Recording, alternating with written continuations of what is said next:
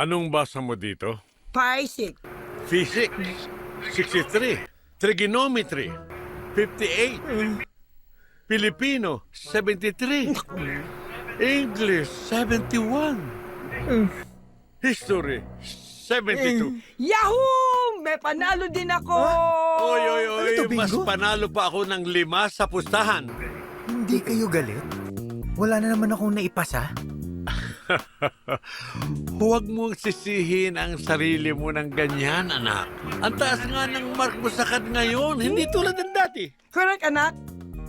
Dati, puro line of 5 ka lang. Ngayon, meron ka ng line of 6. Meron ka pang 7. Keep it up, anak. Kala ko lagot ako sa inyo. Hayaan niyo po. I-maintain ko yung grades na yan para mas lalo pa kayong matuwa sa akin. Tiyang tama na, tiyang masakit na! Tiyang tawa na masakit na! Ano ginagawa mo dito? Tumakas ka, no? Tiyang paano mo na naman tumakas ako? Lako ka lang pero di ka sinungaling. Huwag kang tumikit sa akin, huwag kang didikit. Alistrelya? Nakalaya na pala yung pamangkin. Ha? Pinsan niya yun, kamukha lang nakakulong pa, sana huwag na lumabas. Sigurado kayo? Tiyang? Tiyang, meron ba akong pinsan na nakakulong na kamukha ko rin? Tara, dalawin natin, kamawawa naman. Tiyang, ano ba? Kanina ka pa!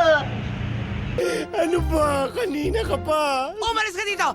Umalis ka dito, maya ka naman sa balat mo. Puro na lang kaya ang ginagawa mo sa akin. Parang awa mo na. Umalis ka dito! Tiyang tama na, sakit na tiyang. Sakit na. No vendors allowed. Anong ibig sabihin yan? Ano ka ba? Babasahin na lang eh. Bawal magkalat dito. English, Tagalog. Ikaw talaga. Oo nga, no? No, tsaka bawal. Pareho lang yun. Galing mo talaga. Sabi natin kay Isa Uy, no vendors allowed. Ano ba meaning yan? Ano ka ba? Babasahin mo lang eh. Bawal magkalat dito. English, Tagalog. Oo nga no. No, bawal. Parehas lang yun. Galing mo talaga.